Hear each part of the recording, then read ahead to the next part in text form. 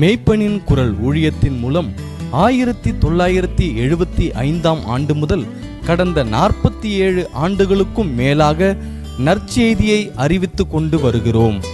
1976 ஆண்டு முதல் ஃபீபா வானொலி மூலம் 27 ஆண்டுகள் நற்செய்தி அறிவித்து வந்தோம்.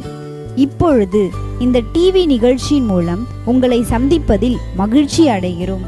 மேய்ப்பனின் குரல் ஊழியத்தின் மூலம் நடைபெறும் ஊழியங்கள்: ஆவிக்குரிய புத்தகங்கள், ஆவிக்குரிய கூடுகைகள், குடும்ப முகாம்கள், ஒடிசா மேற்கு வங்காள பழங்குடி மக்கள் மத்தியில் மிஷனரி ஊழியங்கள், மாதந்தோறும் தமிழில் மேகசீனையும் ஆங்கில மொழியில் நியூஸ் லெட்டரையும் வெளியிடுகிறோம். தின தியானங்களை வாட்ஸ்அப்பில் பெற விரும்புவோர் திரையில் காணும் எண்களை தொடர்பு கொள்ளவும்.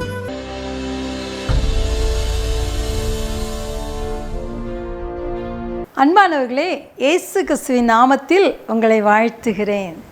இந்த நாளிலும் பினகாஸ் என்ற பெயர் கொண்ட 2 மனிதர்களை குறித்து நாம் வேதத்திலிருந்து தியானிக்க போகிறோம். பினகாஸ், முதலாவது நான் சொன்ன பினகாஸ், இவன் ஆரோனின் மகனாகிய எலெயாசாரின் மகன். இவனை குறித்து என்னாகமோ 25ஆம் அதிகாரத்திலே நாம் வாசிக்கிறோம். இந்த பினகாஸ் என்ன செய்தாரா? இந்த பினகாஸ் இஸ்ரவேல் மக்கள் சீத்தீம் என்ற இடத்திலே தங்கியிருந்தாங்க. அப்படி தங்கியிருந்த போது அங்கிருந்த மோவாபிய பெண்களோடு விபச்சார பாவம் செய்ய ஆரம்பித்து விட்டார்கள். வேசித்தனம் பண்ணினார்கள். பண்ணினது மாத்திரமல்ல, அவர்கள் அந்த பெண்கள் போய் அழைத்தபடினாலே அவர்களுடைய விக்கிரகங்களை பணிந்து கொண்டு அந்த விக்கிரகங்களுக்கு ஆராதனை செய்தார்கள். தேவனுடைய கோபம் பற்றி எரிந்தது. இஸ்ரவேல் மக்கள் பிரித்தெடுக்கப்பட்ட மக்கள். அவர்கள் தேவனுக்காய் பரிசுத்தமாய் வாழ வேண்டிய பிள்ளைகள். ஆனால் இவர்கள் விபச்சாரம் பண்ணினபடினாலே ஆண்டவர் கோபப்பட்டார்.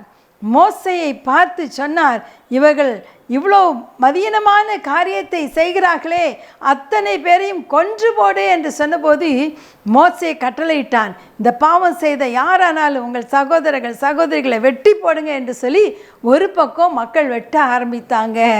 இன்னொரு பக்கம் கர்த்தருடைய வாதை ஆரம்பித்தது. அப்பொழுது ஒரு மனிதன் என்ன செய்தான்?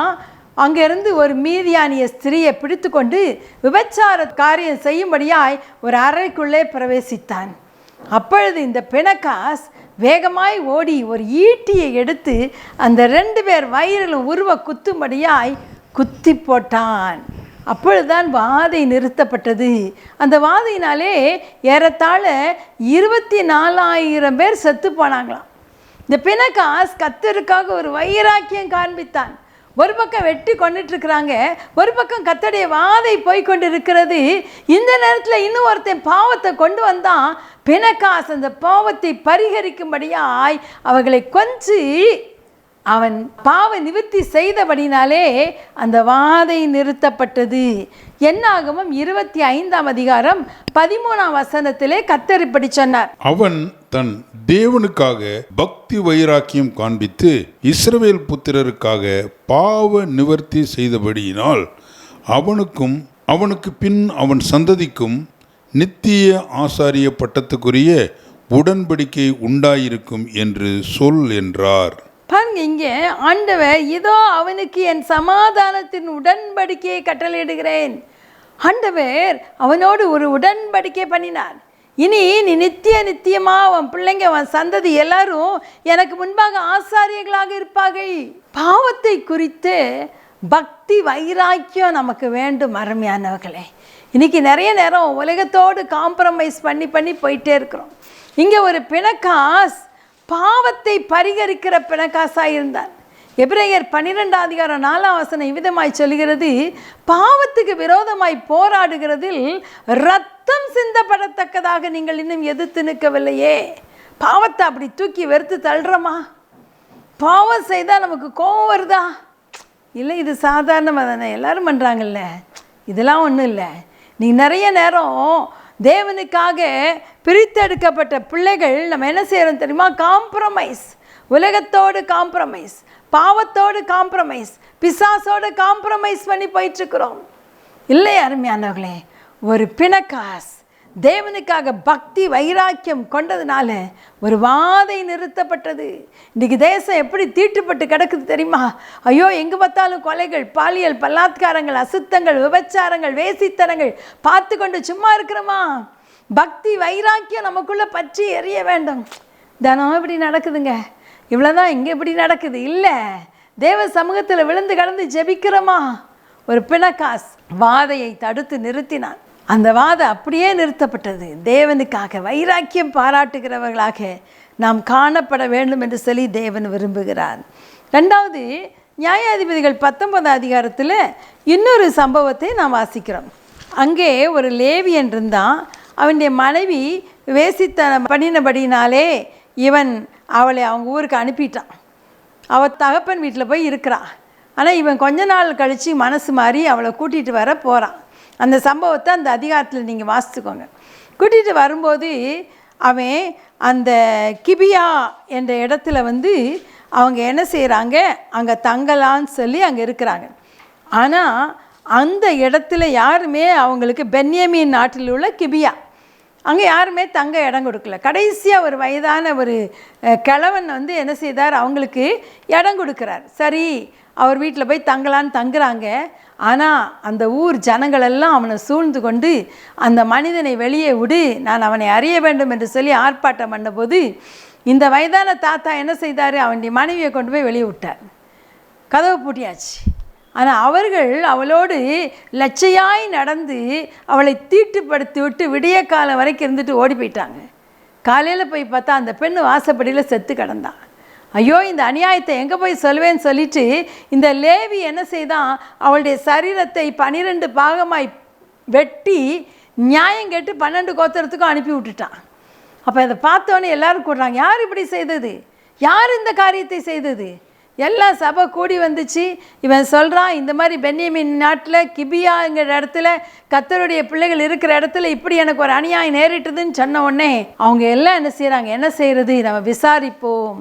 கர்த்தருடைய சமூகத்திலே அவர்கள் விசாரிக்கும்படி போனார்கள். பாருங்க, நியாயாதிபதிகள் 20 அதிகாரம் 27, 28. கர்த்தரிடத்தில் விசாரித்தார்கள். தேவனுடைய உடன்படிக்கை பெட்டி அந்நாட்களிலே அங்கே இருந்தது. ஆரோனின் குமாரனாகிய எலேசியாரின் மகன் பினக்காஸ் அந்நாட்களிலே அவருடைய சந்நிதியில் நின்றான். பாருங்க, பினக்காஸ் கர்த்தருடைய சந்நிதியில் நிற்கிறான். அந்த நேரம் போய் விசாரிக்கிறான், ஆண்டவரே, யுத்தத்துக்கு போகலாமா, யுத்தத்துக்கு போகக்கூடாதா, நீங்கள் சொல்லுங்க. கர்த்தருடைய சமூகத்திலே விசாரித்த பினக்காஸ். நம்ம குடும்பத்தில் ஒரு பிரச்சனை வரும்போது கர்த்தர் இடத்துல போய் விசாரிக்கணும். நம்மளே போய் கத்தி எடுத்துகிட்டு யுத்தம் பண்ணலான்னு போகக்கூடாது. இல்லை, மாம்சத்தில் போராடாதீங்க, ஆண்டவர்கிட்ட கேளுங்க, ஆண்டவரே நான் என்ன செய்யணும். பினக்காஸ் கர்த்தருடைய சமூகத்தில் விசாரித்தான். நாம் அருமையானவர்களே, நாமும் கூட விசாரிக்கணும். மூன்றாவது, இந்த பினக்காசை குறித்து இன்னொரு காரியத்தை நாம் பார்க்கிறோம். யோசுவா 22 அதிகாரத்தில் இதை வாசிக்கலாம். யோசுவா மோசையின் கட்டளைப்படி ரூபன் கோத்திரத்தார், கான் கோத்திரத்தார், மனோசே கோத்திரத்தாரில் பாதி பேருக்கு யோர்தானுக்கு அந்த பக்கத்தில் சுதந்திரம் கொடுத்துட்டாங்க. இந்த பக்கத்தில் மற்ற 9.5 கோத்திரத்தார் சுதந்திரத்தை பெற்றுக்கொண்டாங்க. திடீர்னு அவங்க பார்க்கும்போது அந்த பகுதியில் சுதந்திரத்தை பெற்றுக்கொண்ட அந்த 2 கோத்திரத்தாரும் அவங்களுக்கு நடுவில் ஒரு பெரிய பலிபீடம் கட்டிட்டாங்க. உடனே யோசுவாவுக்கு ரிப்போர்ட் வருது, அவங்க பலிபீடம் கட்டிட்டாங்க, வேற தெய்வத்தை கும்பிட போகிறாங்களோ என்னவோ பாருங்க அப்படின்னு சொன்ன உடனே யோசுவா பினக்காஸ் லீடர்ஷிப்பில் ஒரு டீம் அங்கே அனுப்புகிறாரு. பினக்காஸ் அங்கே போகிறாரு. 17ஆம் வசனம் வாசித்தோன்னா அங்கே போய் அவங்கக்கிட்ட பேசுகிறாரு.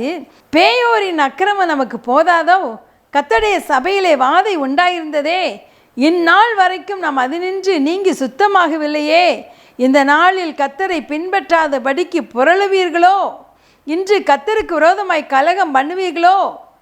பயங்கரமாக அவங்களோட போய் பேசுகிறாரு. முன்னாடி அவங்க சொல்கிறாங்க, இல்லையா, இல்லை இல்லை, நாங்கள் இதை கர்த்தர் எங்களுடைய தேவன் என்பதற்கு அடையாளமாக தான் இந்த பீடத்தை கட்டியிருக்கிறோம். நாளைக்கு எங்கள் பிள்ளைங்க உங்கள் பிள்ளைங்க எங்கள் பிள்ளைங்கிட்ட உங்களுக்கும் கர்த்தருக்கும் சம்மந்தம் இல்லைன்னு சொல்லிட்டா, இல்லை இந்த பலிபீடம் பாருங்கள் நாங்கள் கர்த்தரை பின்பற்றுகிறவர்கள் கர்த்தருடைய பிள்ளைகள் என்பதற்கு அடையாளமாக தான் இப்படி சொன்ன உடனே யுத்தத்துக்கு வந்த அத்தனை பேரும் சமாதானமாய் திரும்பி போனாங்க. யுத்தத்தை நிறுத்தின ஒரு பிணக்காஸ் என்று பார்க்கிறோம். இந்த பிணக்காஸ் பக்தி வைராக்கியம் பாராட்டுறது மாத்திரமல்ல, கர்த்தரிடத்தில் விசாரித்தது மாத்திரமல்ல, ஒரு பெரிய யுத்தத்தை தடுத்து நிறுத்துகிறவராக, கர்த்தருக்காக ஒரு பக்தி வைராக்கியம் கொண்ட மகனாக இருப்பதாக நாம் இங்கே பார்க்கிறோம். அருமையானவர்களே, இன்றைக்கு நாமும் கூட கர்த்தருக்கென்று பக்தி வைராக்கியமாக இருக்கிறோமா? அதனால தான் பிணக்காஸ் ஆசீர்வதிக்கப்பட்டான். எவ்வளோ நீண்ட ஆயுள் பாருங்கள். மோசே காலத்திலேருந்து யோசுவா காலத்திலேருந்து நியாயாதிபதிகள் காலம் வரைக்கும் அவர் தான் பிணக்காஸ் தேவ சபையில் ஆசாரியனாக இருந்தார். அருமையானவர்களே, இன்றைக்கி அப்படிப்பட்ட பக்தி வைராக்கியம் காண்கிற பிணக்காசாக நம்ம இருக்கிறோமான்னு பார்க்குறோம். இன்னொரு பிணக்காசை குறித்து 1 சாமுவேல் 2ஆம் அதிகாரம் 12-17 வசனங்களிலே வாசிக்கிறோம். ஏலியின் குமாரர் பேலியாளின் மக்களாய் இருந்தார்கள். அவர்கள் கர்த்தரை அறியவில்லை. அந்த வாலிபரின் பாவம் கர்த்தருடைய சந்நிதியில் மிகவும் பெரியதாயிருந்தது. மனுஷர் கர்த்தரின் காணிக்கையை வெறுப்பாய் எண்ணினார்கள். இங்கே ஓப்னி பிணக்காஸ் இந்த 2 பேரும் என்ன செய்தாங்களாம்? ஆசாரியருடைய பிள்ளைகள் தான். ஆனால் ஆசரிப்பு கூடாரத்தில் பாவம் செய்கிறாங்க. அங்கே வர்ற பெண்களோடு வேசித்தனம் பண்ணுறாங்க, காணிக்கையை அபகரிக்கிறாங்க. அவங்க பாவம் கர்த்தருடைய சந்நிதியிலே பொல்லாததாக இருந்ததாம். ஆண்டவர் எச்சரித்தார். சாமுவேலை திரும்ப எச்சரித்தார். 1 சாமுவேல் 2ஆம் அதிகாரம் 29ஆம் வசனம். என் வாசஸ்தலத்திலே செலுத்தும்படி நான் கட்டளையிட்டேன், பலியையும் என் காணிக்கையும் நீங்கள் உதைப்பானேன். என் ஜனமாகி இஸ்ரவேலின் காணிக்கைகள் எல்லாம் பிரதானமானவைகளை கொண்டு உங்களை கொழுக்க பண்ணும்படிக்கு நீ என்னை பார்க்கலும் உன் குமாரரை மதிப்பானேன். நீ என்ன உன் பிள்ளைங்களை மதிச்ச, ஆனால் என்னை மதிக்கலை. பாருங்க, அவர் சொல்கிறார், என்னை கனம் பண்ணுகிறவர்களை நான் கனம் பண்ணுவேன், என்னை அசட்டை பண்ணுகிறவர்கள் கனஈனப்படுவார்கள். பாருங்க, திரும்ப அதே 3ஆம் அதிகாரம் 12ஆம் வசனத்தில் ஆண்டவர் சொல்கிறாரு, நான் ஏலியின் குடும்பத்துக்கு விரோதமாய் சொன்ன யாவையும் அவன் மேல் அந்நாளிலே வரப்பண்ணுவேன், அதை தொடங்கவும் அதை முடிக்கவும் போகிறேன். அவன் குமாரர் தங்கள் மேல் சாபத்தை வரப்பண்ணுகிறதை அவன் அறிந்திருந்தும் அவர்களை அடக்காமல் போனது பாவத்தின் நிமித்தம் நான் அவன் குடும்பத்துக்கு என்றும் நீங்காத நியாய தீர்ப்பு செய்வேன். இங்கே ஒரு பிணக்காஸ் பாவம் செய்தபடியினாலே பயங்கரமான நியாய தீர்ப்பு அந்த குடும்பத்தின் மேல் வந்தது. அந்த குடும்பத்தில் யாருமே வயசானவங்க இருக்க மாட்டாங்கன்னு சொல்லிட்டார். அடுத்து வந்த யுத்தத்தில் ஓப்னி பிணக்காஸ் 2 பேரும் ஒரே மாதிரி செத்து போயிட்டாங்க. அவன் மனைவி, பிணக்காசுடைய மனைவி நிறை கர்ப்பமாயிருந்தாள். அவள் பிள்ளை பெறும்போது அந்த பிள்ளைக்கு இக்கபோத் என்று பெயரிட்டு விட்டு மறுத்து விட்டாள். இக்கபோத் என்றால் தேவனுடைய மகிமை இஸ்ரவேலை விட்டு கடந்து போயிற்று. அருமையானவர்களே, பிணக்காஸ் கர்த்தருக்காக பக்தி வைராக்கியம் காண்பித்தான். அந்த பிணக்காசை கர்த்தர் உடன்படிக்கை பண்ணி, சமாதான உடன்படிக்கை பண்ணி ஆசீர்வதித்தார்.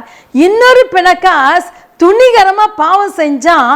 தன் சந்ததிக்கும் சாபத்தை வரவழைத்து போய்விட்டான். மகிமை அந்த குடும்பத்தை விட்டே விலகி போய்விட்டது. அருமையானவர்களை, நம்ம எப்படி இருக்கிறோம்? நம்ம பிள்ளைகளை எப்படி வளர்க்கிறோம்? பிள்ளைகள் தவறு செய்யும்போது பரவாயில்ல, பிள்ளைங்க தான் டிவியில் சினிமா பார்ப்பாங்க, பிள்ளைங்க தான் இந்த பாவம் செய்கிறாங்க. இன்றைக்கி நிறைய பேர் பிள்ளைகளை சரியானபடி வளர்க்காதபடியினாலே ஏலி தன் பிள்ளைகளை அடக்காமல் போன பாவத்தின் நிமித்தம் என்று வேதவசனம் சொல்கிறது. இன்றைக்கு சந்ததியாக சாபத்தை வரவழைத்து கொள்கிறோம். நம்முடைய சந்ததியை எப்படி வளர்க்குறோம்? ஒரு ஆரோன், ஒரு எலேசார் தன் பிள்ளைய அருமையாக வளர்த்தாங்க. அவன் ஆண்டவருக்காக பக்தி வைராக்கியம் பாராட்டின மகனாக இருந்தான். ஆனால் இந்த பிணகாசை ஏலி சரியாய் வளர்க்கவில்லை. சந்ததி முழுவதும் சபிக்கப்பட்டு போய்விட்டது. ஜெபிக்கலாமா? எங்களை நேசிக்கிற எங்கள் அன்பின் தகப்பனே, ஒரு பிணக்காஸ் கர்த்தருக்காக பக்தி வைராக்கியம் பாராட்டி தனக்கும் தன் சந்ததிக்கும் ஆசீர்வாதத்தை பெற்று கொடுத்தானப்பா. இன்னொரு பிணக்காஸ் ஆண்டவரே பாவம் செய்து தானும் சபிக்கப்பட்டு குடும்பத்துக்கும் ஆண்டவரே சாபத்தை வைத்து விட்டு போனான் ஐயா. ஆண்டவரே, நாங்கள் உமக்காக பக்தி வைராக்கியம் காட்டுகிற பிள்ளைகளாக வாழ உதவி செய்வீராக. எங்கள் பிள்ளைகளை சரியான கர்த்தருடைய வழியிலே நடத்துகிற பிள்ளைகளாக, பிள்ளைகளை சரியான பாதையிலே கர்த்தருக்கென்று வளர்க்க கர்த்தர் கிருபை தருவீராக அப்பா. இப்பொழுதும் ஜெபித்து கொண்டிருக்கிற பிள்ளைகளுக்காய் ஜெபிக்கிறேன். குடும்பத்தில் சமாதானம் இல்லை, நிம்மதி இல்லை என்று ஆண்டவரே புலம்பிக் கொண்டிருக்கிற பிள்ளைகளுக்கு குடும்பத்தில் சமாதானத்தை கட்டளையிட்டு தருவீராக, கண்ணீரை துடைப்பீராக என்று ஜெபிக்கிறேன். இயேசுவின் நாமத்தில் பிதாவே, ஆமேன், ஆமேன். பிரதி மாதம் செவ்வாய்க்கிழமை காலை 10:30 மணி முதல் மதியம் 12 மணி வரை மேய்ப்பனின் குரல் அலுவலகத்தில் உபவாச ஜெபம் நடைபெறும். வியாதியஸ்தர்களுக்காக ஜெபம் ஏறெடுக்கப்படும். மனக்குழப்பத்தில் செய்வதறியாது திகைப்பவர்களுக்கு ஆவிக்குரிய ஆலோசனைகளும் வழங்கப்படும். எங்களை தொடர்பு கொள்ள விரும்புவோர் திரையில் காணும் எண்களை தொடர்பு கொள்ளவும்.